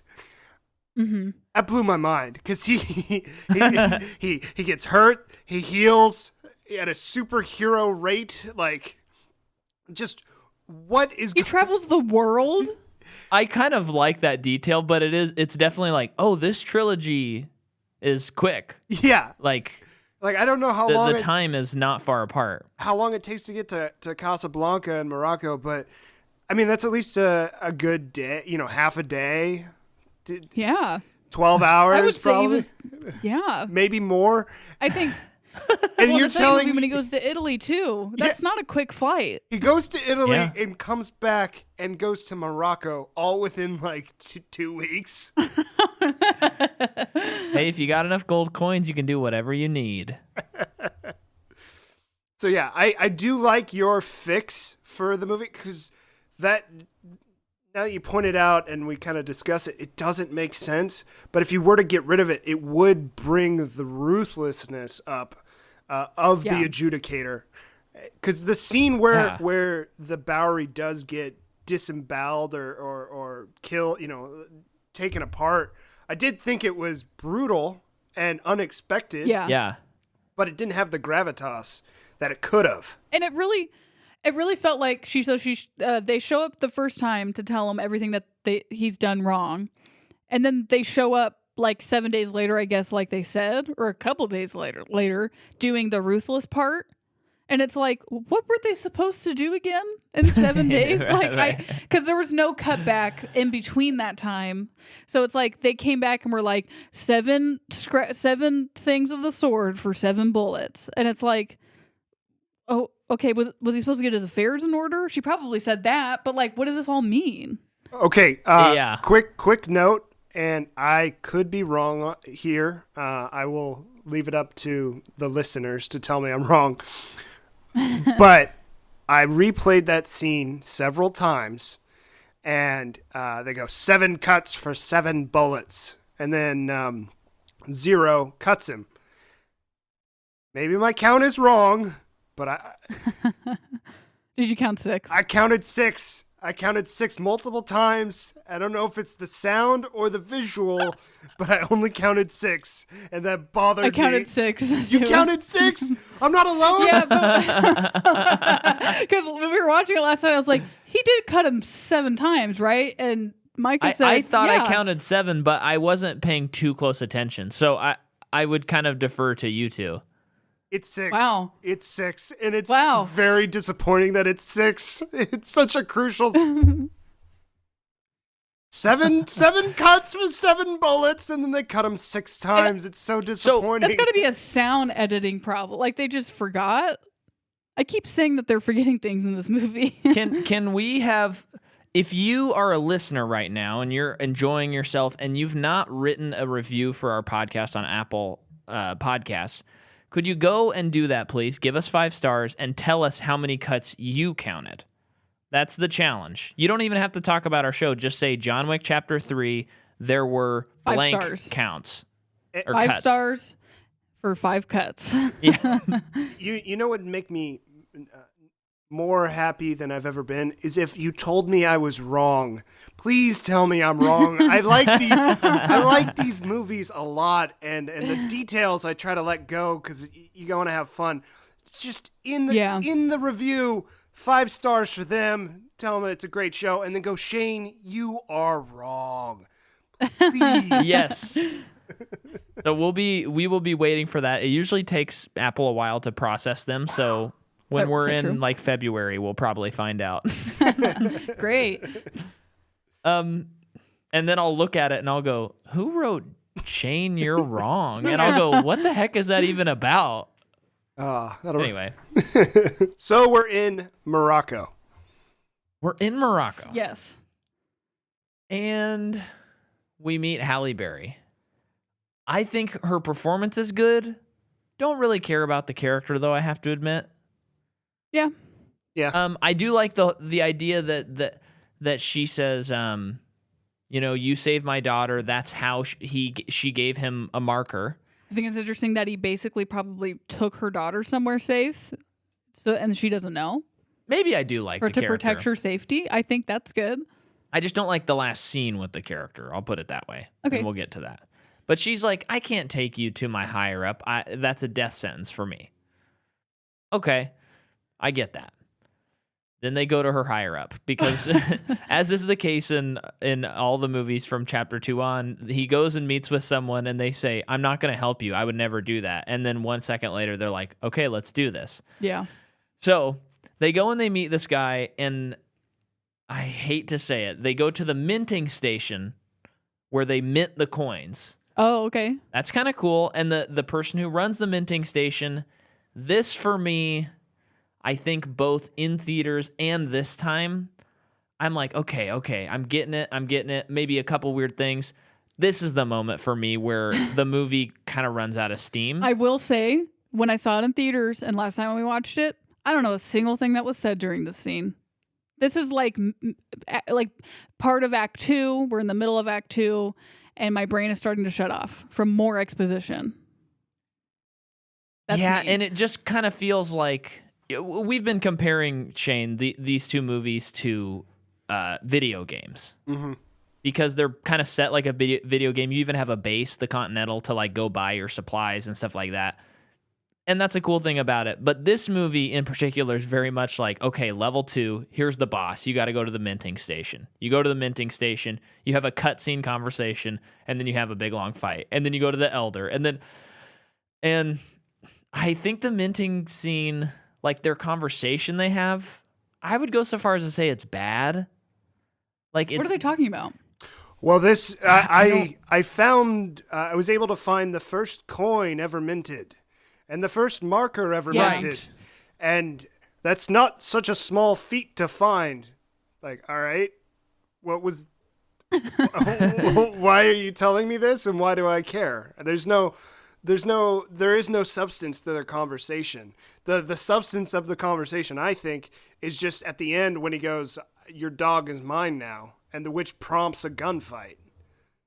Yeah. But they're coming to him to be like, can he seek asylum here? Or well, no, he wants to go to the elder. Does he ask her about the elder No. right off? Yeah, well, so he wants to talk to this gentleman because this gentleman knows where the elder is, and he tells Keanu, you gotta go into the desert, you gotta look up at the sun, and you just gotta keep walking, and when you pass out, that's when the elder will show himself to you, which is I'm okay with because it's ominous, and the elder is supposed to be, I think, it's above the high table, and it's this mysterious organization. But it's really kind of, I agree. If the conversation falls flat, and you could have cut this scene. You could have cut, and by cut this scene, you could have cut probably all of Halle Berry. I liked her in this, but there's not. Yeah. It doesn't really fit for me. No, yeah, and like their action scene is cool, but I think it is a little too long, and I think it gets to a point where it's like, so where are they trying to go? Like, what are they trying? They're just trying to survive in the scene, right? Which I think they are, but it's just I get to a point where I'm like, what's happening? Yeah, and I mean, I just wrote this note, and I really am not sure why, but I said the dog fight for some unknown reason. To me, it's so freaking cool. It's unbelievable, but it's not very, like, I'm not really engaged during that fight. And I don't know why. Yeah. Because it is like a technical achievement. Yeah, it's great. But after about 2 minutes, I'm kind of like, okay. Yeah. I think they're in like a bazaar, I would say, or it feels like they're in a square. They move from one square to another square, and they do that 3 or 4 times. And it's that repetition thing again. There is one really cool shot I in fact really enjoyed. Oh, yeah. Oh, well, it's a weird one. It's an odd one. Outside of the dogs, it's Halle Berry is fighting, and if you look in the background, Keanu Reeves is fighting as well. And they follow her, but he just like kind of is. He's doing a secondary shot, which I would not have expected a movie like this to. In one shot, you have both characters, and you don't even realize the second character's there. And he's having his own little battle, and they don't go to it. I just thought it was a fun little, like, they're actually still. You think they're separated, but they're in the same square within 20 feet of each other. Right. Yeah, cool. That is very cool. The shot I thought you were talking about is that great shot where it's like it shows both dogs jump off of that like bale of hay and get those 2 guys in the same shot, and she like so slides iconic under the thing. It's so cool, so good. Yeah.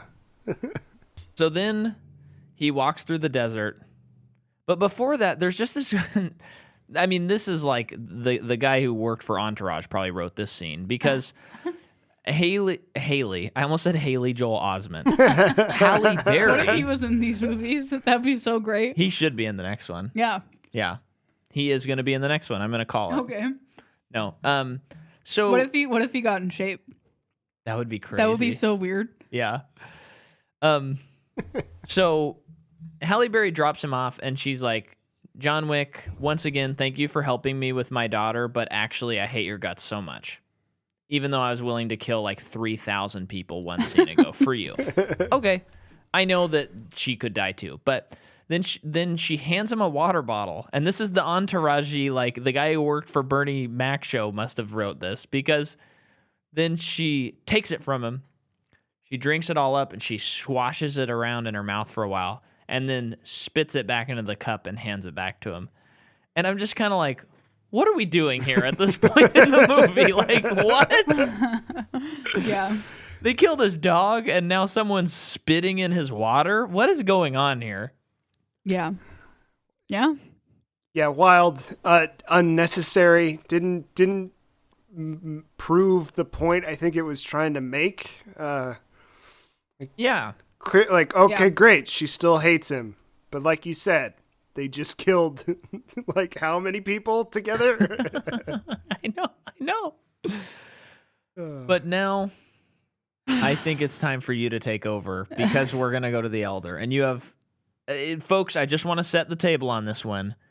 When we left... Don't preamble that much. It's not that big of a deal. It was just when we left the theater, Jordan was just like... she specifically, this was, from my point of view, what broke the movie for you.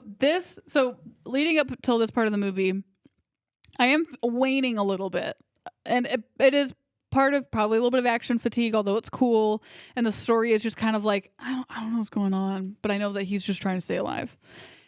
To me, the ultimate jumping the shark scene is the elder scene, because immediately once I lay eyes on the elder, I'm like, no, that's wrong. You got it wrong. You need to go back and you need to do it again, because the elder is like maybe the same age as Keanu or younger.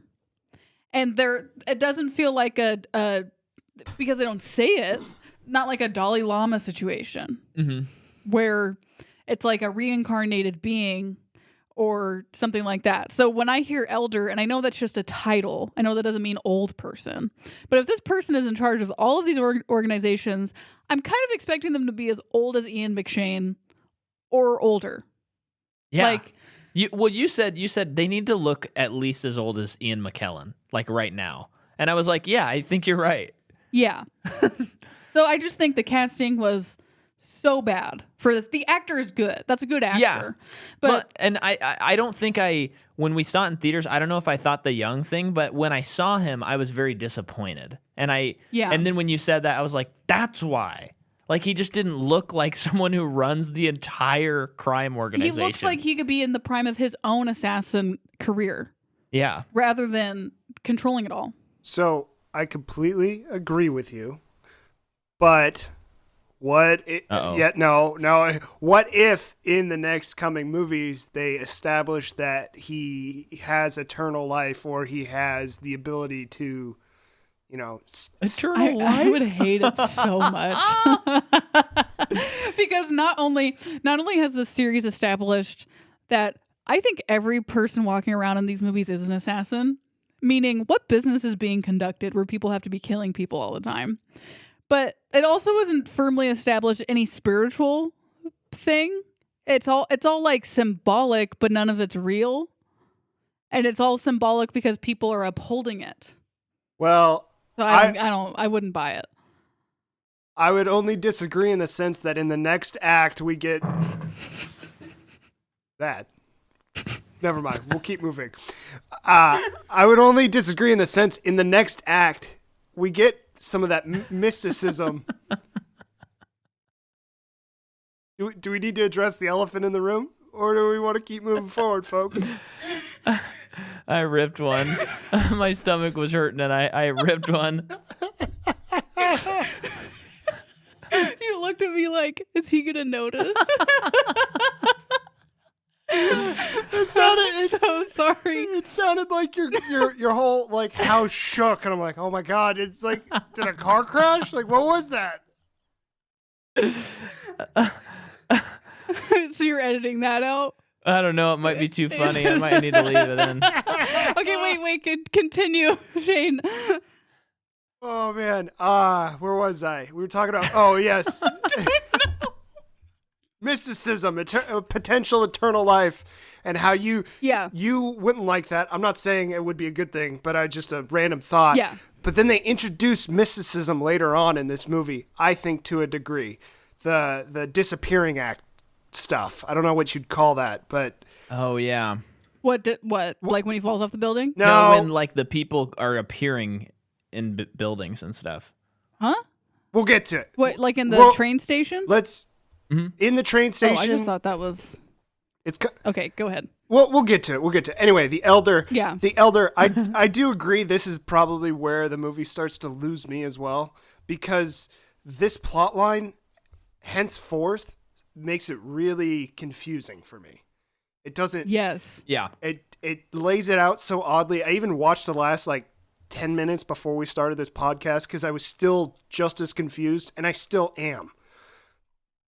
Yeah. But anyway, so he's at the elder. He wants to pay his his penance? His penance? I don't know how. I think. That's penance. Penance, thank you. That's the word he uses. And he cuts off his finger as a sign of fealty for the elder. What? So the elder. So this is another thing that doesn't really make sense to me, kind of about this whole world. So, like, as I've said, they've established this, from what it feels, what they're trying to do is some underground assassin world, when that's not true. Everyone's an assassin. But, like, it's like this world that is so, like, there's so many rules. It's like they figured it out to, like, live a somewhat peaceful existence within violence because they're all assassins, which is obviously an oxymoron. But it almost feels like maybe even they've reached a certain enlightenment during this. Like, it's almost a religion. It almost feels like. And I just don't get why the physical punishment is necessary for this organization. I know the organization is about violence because it's assassins. I know that. But it almost feels like, wouldn't this be the time where it's not? I don't know. I think that's like something where I don't think the movie's doing anything wrong. That's just how I feel about it.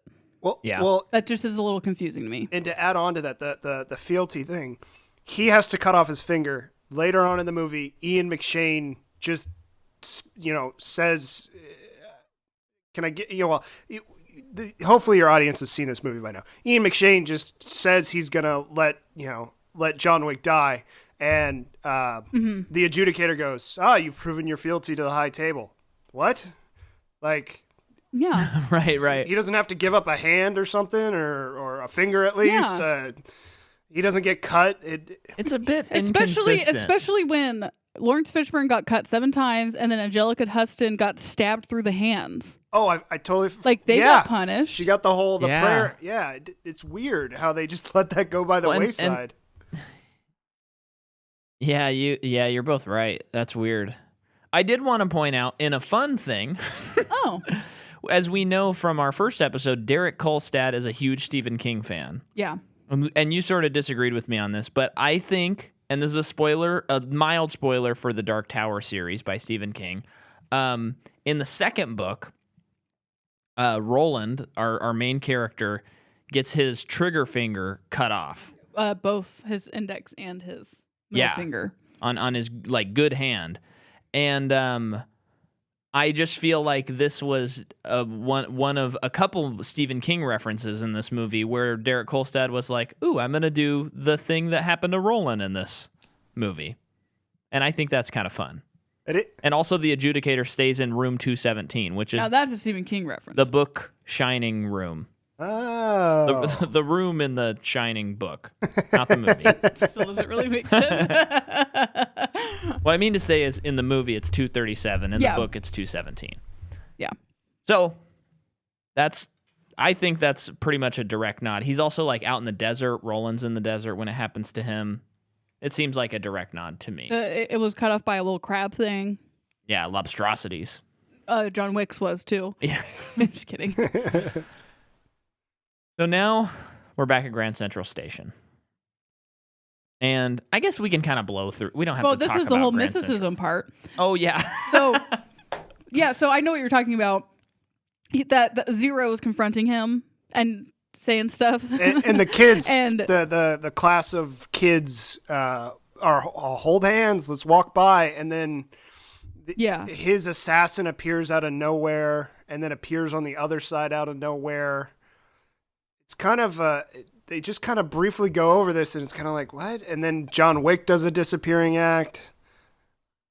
Okay, so I've never took this as a mysticism thing. I just took it as they're assassins. They know how to escape without being detected.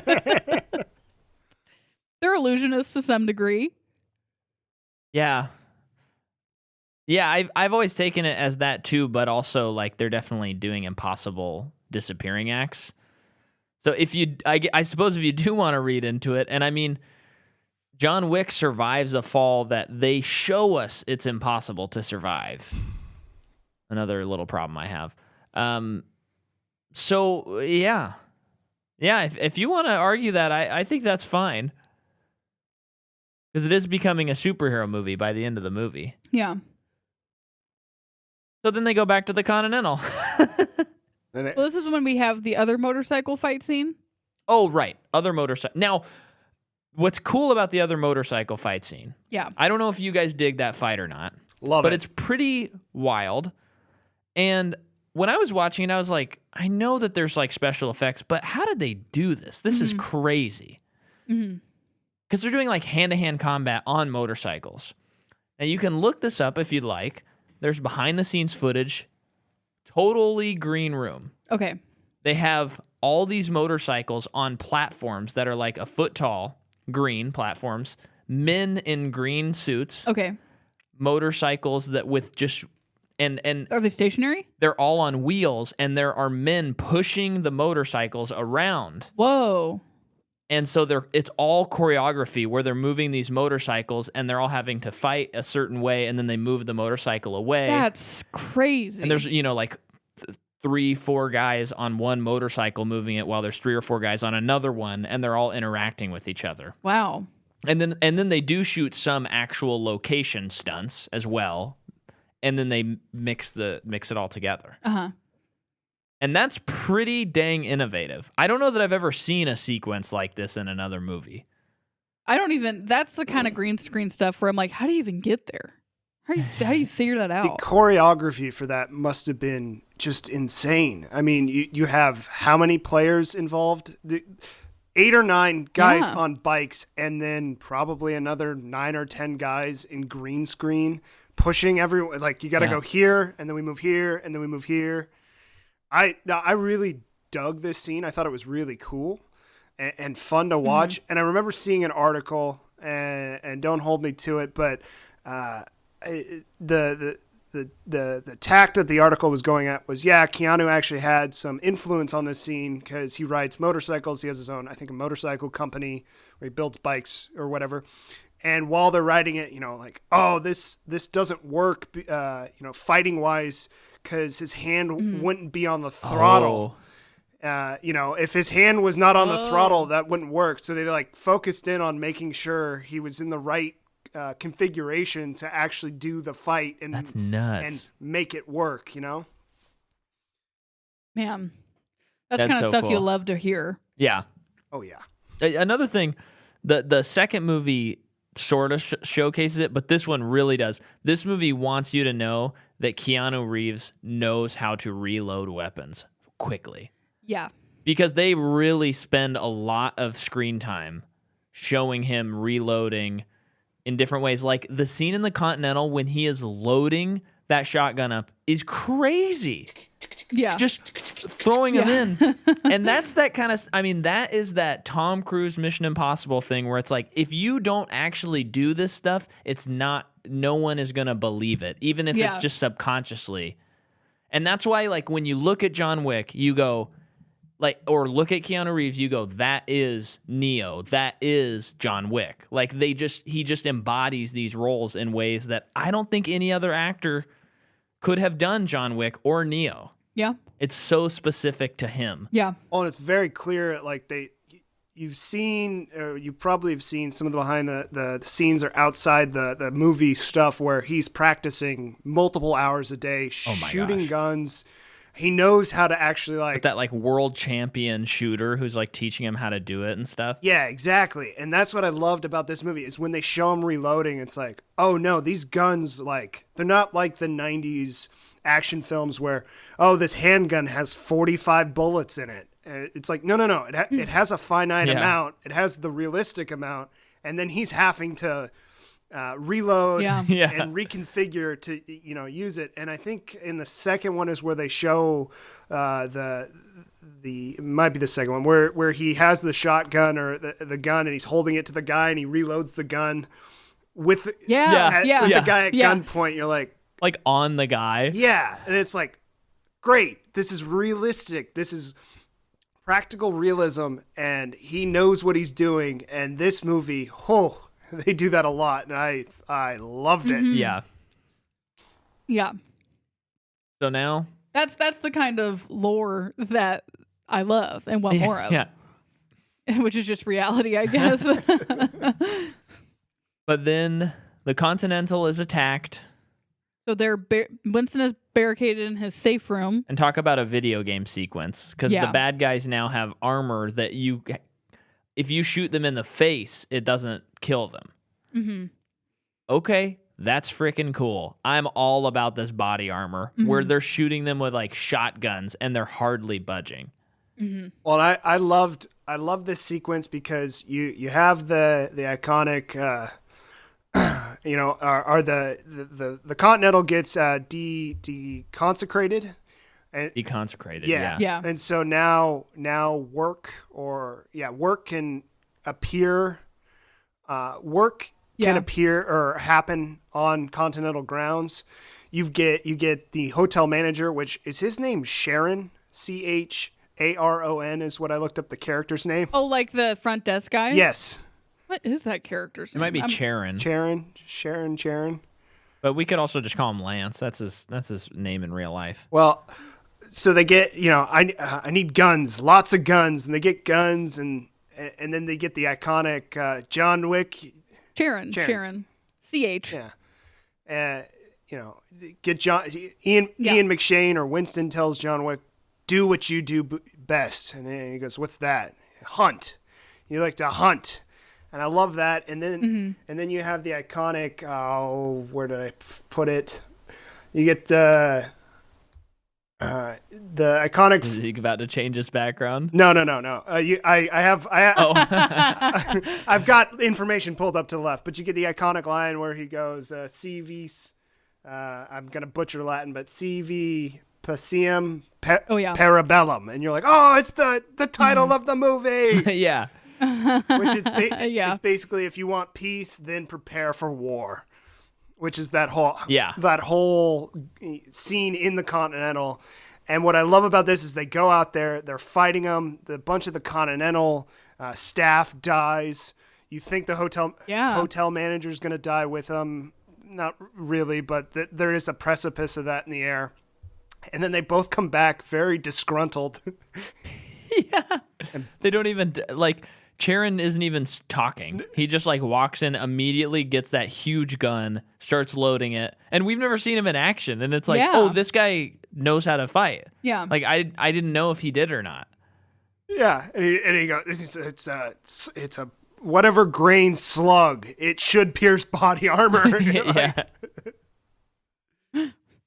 Oh man, that I think that might be second or first to the motorcycle scene. It's my favorite sequence in the movie is them fighting in the Continental, because it's a lot of fun.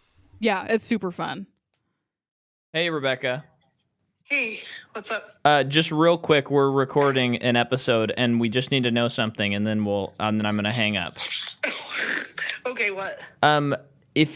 Is it possible that you could walk up to a horse and hit them in a certain way that would cause them to kick?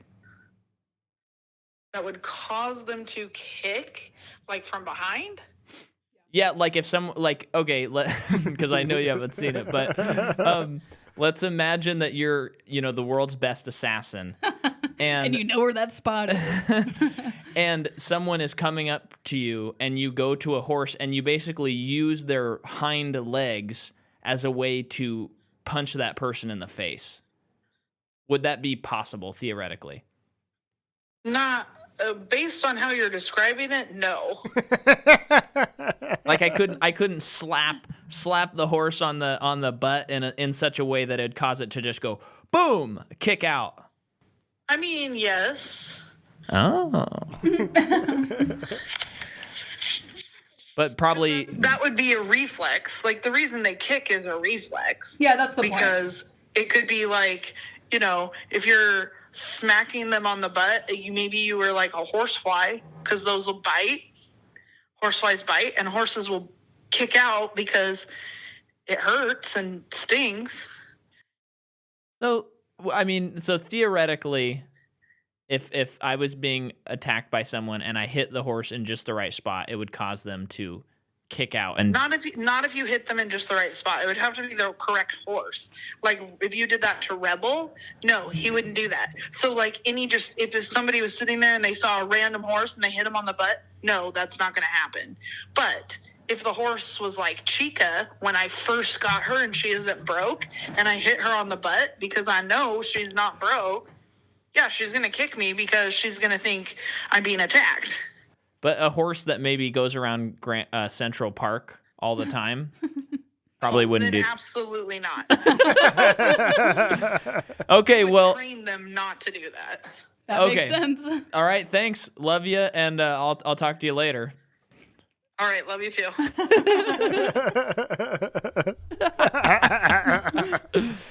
So we got the horse answer from our in-house paid resident horse expert that we. We're paying her? Yeah, no, Rebecca is on staff so that any time we can call her and get our horse answers. But we are going to have to give her a pay cut because she didn't answer on the first try. So, on call means something. Or she's on retainer. That's what that'd be a better joke. But, if we can't take back what we've said. So there is the big fight. Pretty cool, but I'm just kind of tired at this point in the movie. We still have so much more to go. Yeah. So now I want to talk about the crystal skull. Yes, so now it's glass fight scene. Shane, please, the floor is yours. Okay, so 2 things. One, what He's gearing up. He is gearing up, folks. what is that room with the crystal skulls in cases? That's my first question. They kind of explain the I can answer that. Well, I think it's the aliens from Crystal Skull. Oh. Wow. So this movie is tied to multiple universes. It's an indie. Oh. Yeah. Yeah, that's why Steven Spielberg got a story by credit. What is that room? Why is it there other than to have John Wick be thrown into not one, but probably 8 or 9 glass things? I know. Does this building not make sense to you architecturally, like me? No, where is that? Is the I don't know. it felt from the view they give you, it feels like it's a high-rise portion of it's up in the top of the building. But then when they place the safe where Winston hangs out, that seems like it's in the basement. But there's also a room where they can send bodies to a furnace, which is also in a basement. I don't understand the layout of this building of where we're supposed to be. No. And that part of it, I don't care about. I think that's fine. But this is so funny because there's 3 people fighting John Wick, and it's the same shot. Even this just speaks to like the bloated nature of the movie because they throw him through one, like you're saying, and both times I watched it, I'm like, surely it's not gonna do what I think it's gonna do because then they throw him through another one, then they throw him through another one. And then another one. And it's all in the same shot that I think they throw them into 5, I think, in the one shot. And then there's later where other people get thrown into them as well. Yeah. It's wild. And I'm just kind of like, what? That's just a weird decision to come to. Like, did they mean... It's very weird. I just can't figure out why they did that. I don't know in the props department how hard it is to create that fake glass that I think is sugar, if I'm not mistaken. But did they mean to all right, we're gonna throw them into 5 and we'll cut 3, but they didn't cut 3. Yeah, they just kept all 5 in, and it just they screen tested it with an audience and they were like, we want more glass. And then there's after the 5 or so whatever cases with skulls, which I'm still curious why they're even there. There's another scene where he gets thrown through another sheet of glass. Like that. Right. It's like, how many times does he have to go through glass for us to get it? Like, all right, he's impenetrable of some sorts. I don't know. Yeah. This layout of all this glass stuff, because there's a desk there and Winston's there at one point, and it's like, is this his office and it's like this so that he can intimidate people? I don't know, because there's a desk there with work on it, I think. They make a comment, this is the room where we can see from below to make sure our enemy doesn't have a weapon. They make some offhanded comment to that. Yeah. But why? Is this his office again? Yeah. Yeah. It's so shouldn't the whole entire building be like that? Yeah, if it's a building full of assassins. And maybe You guys are really hung up on the architecture here. it might be nitpicky. It's just at this point in the movie, we're an hour and an hour and a half in, and there's still more to go, and you're still kind of like, all right, how are they going to tie this bow up? And it's just they keep adding elements that don't help tie it up at all. Yeah, I think that's why I start getting nitpicky too. I will say this fight with the two dudes with the little knives. It takes forever. It takes forever, but I do think it's a good fight. But again, it's like you said, they should have just shaved off some of it. And then because after that he has to fight Zero, and it's like, come on, why couldn't he just fight Zero? But what I will say about this fight scene in the glass area, and this is what I like about the John Wick universe, these sorts of moments where he fights them, he defeats them. It's been like 30 minutes of us watching them fight, but he does finally defeat them. And then they're basically like, wow, what an honor it was to fight you. Mm-hmm. And then he just says, be seeing ya. And I just like, that's John Wick. I love that so much. And I hope I think it'd be cool if those guys showed up in the next movie. I know they're like really beat up, but it'd be cool if like they popped out and helped John Wick next time. Yeah. I don't know, and then he fights Zero, kills Zero, takes a long time, and then we get to the rooftop, right? I think so, yeah. Yeah, the adjudicator comes down, basically says this was round 1 of multiple rounds coming. And then they talk about, like, maybe I get a little confused, but then there's this talk of a parlay, and then they go up to the roof. Yeah. And this is where the movie really confuses me, is this last major scene in the movie. They're up on the roof. The adjudicator goes to Ian McShane or Winston and is like, so you've proven your fealty, but what are we going to do about him? Gesturing towards John Wick. And Winston goes, I guess we're going to have to kill him. And he just starts shooting John Wick. And that's when you get the scene of him being basically shot off the building and falling in a very egregious fall. He hits well, and that's the glass thing. Like we're talking about, where it's like if they shot and we didn't see him, and then it said, then when the adjudicator comes in, they say, hey, we never found the body. You go, oh, cool, John Wick.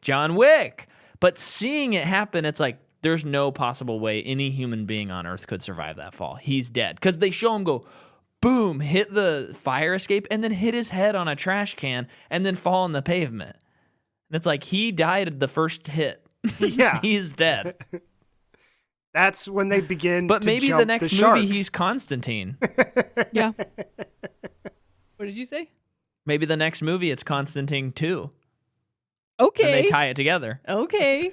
Well, and don't Shane, cut the hair. I got to remind you because I was thinking about this last night. For movies, we coined the phrase, it's not jumping the shark, it's jumping in a barrel, because of the Hobbit, Desolation of Smaug movie. Mm. That was on our Hobbit episode that we came up with that. So, and for me, this movie doesn't quite hop in the barrel. No, this movie is like John Wick has hopped into the barrel and Bilbo's about to pull the lever, but they're not quite in the river yet. For me, it's so close. And I think the next movie, they'll probably pull that lever. Yeah. Yeah. They will. Yeah. It's, They have. Yeah, I guess they did. I guess this moment is the pulling of the lever. You're right. It's the dwarves are going down the river. Orcs are shooting. Legolas is surfing we don't have on to trees. Talk about it. But and then here's what I'll say: there's one more scene in this movie, and I think it's the worst scene in the John Wick world by a lot. He shows up. Well, first of all, the dog runs off. The dog's fine. So that's good. They want us to know that. I like that. And John Wick is brought to the Bowery King, Mr. Lawrence Fishburne himself, who is like, I love Lawrence Fishburne. he is in a different movie than anyone else is, and and it's not a bad performance, but it's not what everyone else is doing in this movie, because he's like hoofing and hollering and, oh, John Wick, there you are, and it's just like, okay, buddy, and then he says, let me see that finger, and John Wick lifts up a bloody middle finger, and you're kind of like, what? That sucks. I hate that joke. That's really stupid. Nice job, Entourage guy. And then he says, what is his last line? He says, are you pissed off, John? Are you pissed off? And then John goes, yeah. And that's how the movie ends. And I think that last scene it's like they're making fun of the series. That's how bad the last scene of this movie is. Yeah. Well, and it felt like a repeat of the scene like halfway through the second one where he hides with the Bowery and they drop him off with the king again. Like, it's the same scene, just a little different, and it's a lot more of that gravitas that you're like, we didn't need this for the final scene. You've lost me, and I'm losing wind because you've lost me. Yeah. Yeah, I remember seeing this in theaters and the scene happening and just screaming in my head, like, what are they doing? Yeah. Part of that, though, was, like, don't keep making more. And I've, like you, Micah, kind of been like, well, they can make as many as they want.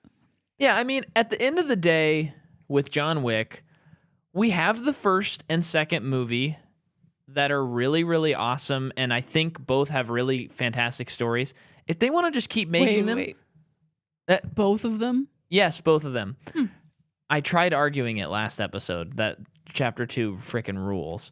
But what I'll say is that, like, as long as the action is good, they can make however many of these movies they want to make. As long as I leave and at least go, well, at least the action was good. They just can't make them any longer.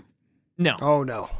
Than this oh, one. dear Lord, no. But I'm okay with that. And I know that may sound hypocritical to some of the opinions on these episodes that we record, but, you know, if you do at least one thing excellently in your movie... Most excellently.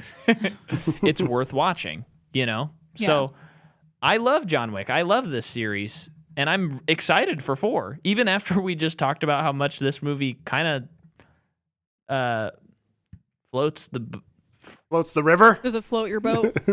Floats the river. Floats the river, yeah. Like the barrel. So, like the barrel. yeah. But hey, that's John Wick. Yeah, the one other little note I'd like to, before we sign off or get off this, is when Ian McShane or Winston shoots John Wick, and then the adjudicator walks away, the hotel manager, Sharon or Terrence, Lawrence, whatever his real name is, he Lance, we were getting there. He leans over to Winston, he goes, excellent move, sir. It was just kind of like, so what I really hope for 4 and 5, they tie this bow nicely, and it makes sense why he made that last minute decision to shoot John Wick off the roof. I hope they can stick the landing, because this movie, as much as I picked it apart during this, I really enjoyed it. It was fun. Yeah. I'll watch it again once I forget about it again. I'll watch it again. Right. Yeah. It is fun. Well, and I think at the end he is trying to show that he's basically knows. I think he knows that he can't take on the high table all the way. So, but I think he knows that John can. Yeah. So he's like, let me get it out of here. I'll reestablish myself, and then when John's ready, he'll when John builds his army with the Bowery King, he'll bring me back my marker, and then we'll go kill the high table, and I'll probably be the leader. Ooh, which that would be cool. I like that thinking. Because I like that you reminded me about the marker, because I bet the next movie he will bring it back and use it to I hope. Get the high table. I really hope it's not just another like little plot hole that they forget about. Because Yeah. I know. Like the next movie, it becomes the whole thing is so impossible, and you're just there sitting thinking, "What about that marker? Yeah. Where is it? It'll fix everything." another thing, But yeah. they don't necessarily need to bring it back, but I did enjoy it in the first two movies. Is Jimmy, the cop, and the interaction that Yeah. Oh yeah, that John Yeah. hey And John Leguizamo isn't in this. Wait, Common wasn't in this movie. Yeah, Common wasn't either. And Common was cool. did he, I'm sorry, I cut you off, Shane, but this movie needs John Leguizamo, the car mechanic. Oh, yeah, him. Yeah, absolutely. He's in this for what, a half a scene where they send out the, He's not in this one. or is that at the end of the second one where they send out the text that John Wick's going up for? I think he might be in that. Yeah. yeah. Okay, I do Yeah. agree. He should come back. He should come back. They don't necessarily Yeah. need to bring the cop back, but I really liked the scenes with the cop and so you're working again, Yeah. John. That's a me thing. I'll get over that. I do think John Leguizamo should come back. He could play a very pivotal role in any of the coming Yeah. sequels. And it would be cool. Well, he's got to if, give him like- his car back. Well, yeah, it'd be cool if like he did a ton of like a big car stunt part of the movie. Yeah. Be fun. Well, Shane, hit us with your John Wick ranking. Ooh. Well, And be honest, you're under oath. I need a book to We have all of our guests swear under oath before we start recording, folks. I've got my hand on a book. Just that any just book. looks like a notepad. It is in fact a notepad, but it is a book, a notebook. But you did scribble the entire Bible on it, so Yes. I guess that counts. I would say, this is hard. First go around, it goes 1, 2, 3, right? It just, the excitement was there and I loved it. Second go around, 1 was fun. 2 was also fun, but laughably different because of that whole colors issue I brought up earlier. On a rewatch, I think I prefer to watch 2 over 3. 2 was great because it kind of showcased that once you come back into this world, you can't get out of it again. And here's a plausible reason why. And I felt like there was a lot less jumping in the barrel in 2 than there was in 3. Though I love the dog stuff in I would say 2 over 3, but the margin's not as large as it might come off to be from talking about 3. Wait, so is 1 your number 1? Yeah, it's the basis of why these movies are great, in my opinion. So Yeah. So Okay. Jordan? Yeah. Oh, I would go. No, go ahead. Go ahead. I'd go from great to least 1, 2, 3. But I hope that they bring it back, and 4 is better than 3, and we'll see what happens. Yeah. For me, the first one's the best one. And then I feel like 2 and 3 are like neck and neck What? for That's me. crazy, Jordan. You I really think- changed your views on I know. chapter And 2. so to me, I'm trying to just think of which one has crazier action because they both have such crazy action. And I think I like the action more in the third one. I Whoa. think. Wow, we're all going to have different ratings here. So as of this moment, 1, 3, 2. Wow. For me, And I'm going I'm going purely on action because I can't go on story. I'm Besides the first one. going 2, 1, 3. Wow. Number 2 has always been my favorite, and I think it rules, and it exists, and it proves people wrong when they say sequels are never better than the original. Cool. It's always because I will say every time I watch John Wick 1, I love John Wick 1, but there's like a point in the action where it kind of lulls a little bit for me, and John Wick 2 never does that. And every time I watch John Wick 2, I'm just like, this one's so much better than 1, and 1 is so good. So Okay. I love 2. Now, folks, before we wrap up, 2 quick things. 1, go to patreon.com/MicahMcCaw. Get your bonus episodes. Okay, we cover movies that have only one sequel. It's MPU the sequel. You can sign up for as little as $3 a month. Do it. Shane's on an episode where we did just a random movie, The Kid Who Would Be King. It's a very funny episode. I'd encourage you to listen to that if you want more Shane. And then secondly, next week, we begin our 10-episode series on our most requested series ever. People ask us to cover this all the time, and we're finally doing it. We're putting our keys in the ignition, and we're going to see how fast and how furious we can go. Next week, it's Fast and Furious, or The Fast and the Furious, I think is the first movie. We're covering the Fast Saga, folks. You asked for it. We're giving it to you. And you better like it, whether or not I like it. Now, and Jordan and I have never seen these movies, so we're not going in one. blind. I've seen Tokyo Drift one time when it came out, and that's it. Part of one.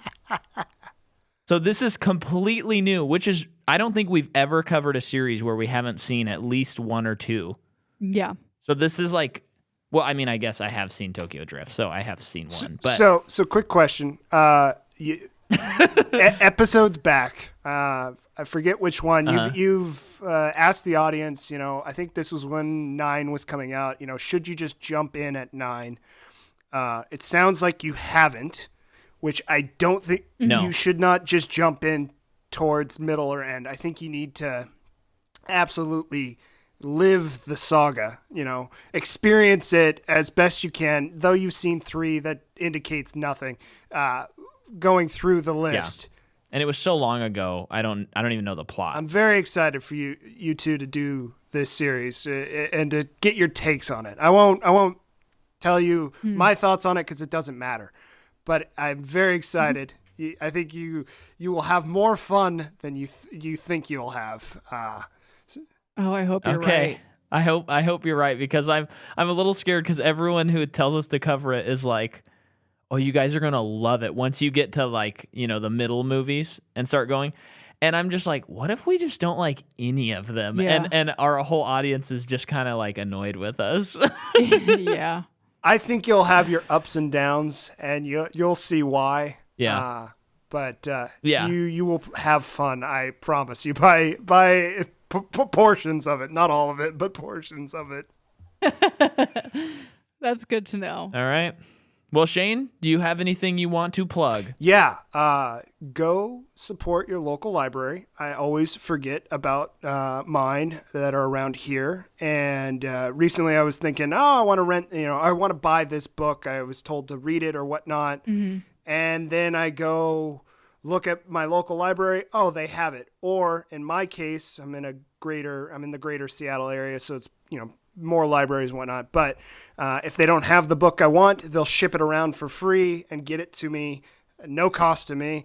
You can get movies, audiobooks, at least with my library. So I encourage your listeners, as you guys have before, the library is a great resource for when you don't necessarily want to, rent a certain movie or rent a series, or you want to listen to an audiobook. There's a good chance they might have that depending on your location. So that would be what I would plug. Yep.